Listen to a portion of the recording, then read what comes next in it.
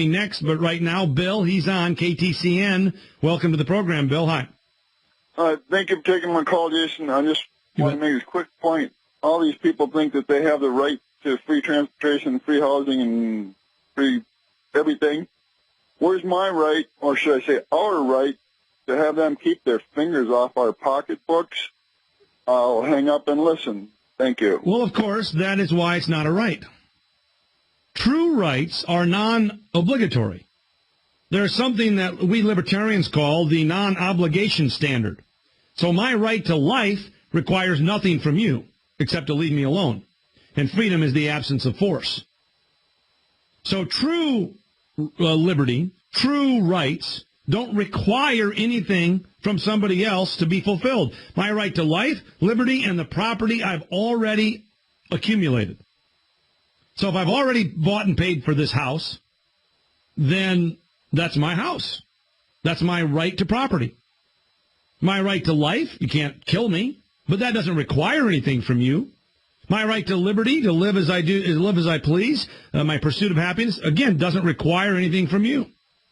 But once you say that you have a right to food stamps, you have a right to a corporate bailout, you have a right to have taxpayers build a baseball stadium, once you do that, you, of course, violate the rights of your neighbor by making them pay for it.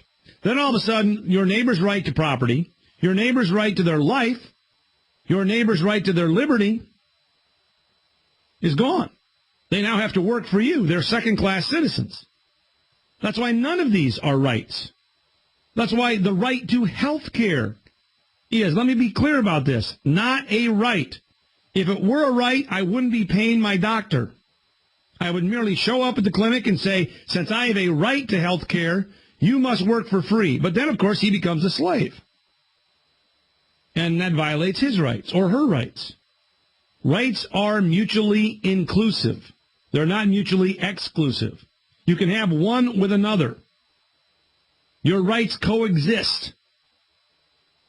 But a right to an education, a right to Section 8 vouchers, a right to health care cannot coexist with my right to keep that which I earned.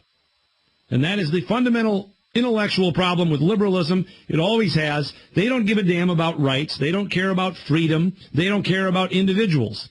They care about the collective. And if you're in the right group, you get to trample another group. More importantly, you get to trample individuals. That's why I'm so adamant on defending, quote unquote, those nasty wealthy people. Not because they are rich, but because they are individuals. In this country, we raise the individual above the masses.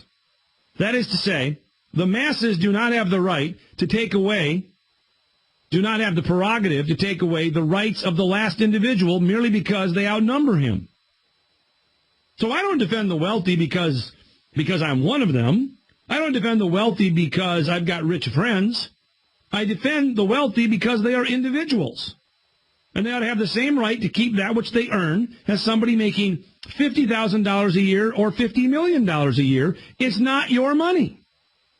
And if we lose, if we start to pick and choose and say, well, normally, Jason, I agree with you.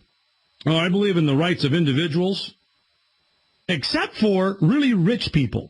In that particular case, I think the masses ought to be able to gang up and take their money in the name of income inequality. We've got to reduce income inequality, so therefore, we're going to redistribute the wealth and take money that doesn't belong to us. Today, it's the rich. Tomorrow, it's Catholics. Then it's Hispanics. Then it's blacks. Then it's pick your favorite outnumbered group. Defending the wealthy is the same thing as defending women, blacks, Hispanics, Asians. You pick your minority group. If you're outnumbered, you're outnumbered. And the reason that we have a constitution and a republic is to protect the individual, period. There's a new voice in conservative talk radio. It's a cool voice. And you're listening to him right now. It's clearly a real person. It's Jason Lewis. It's good stuff. This is the Jason Lewis Show on GCN. And I think it really does make a difference. The Genesis Communications Network.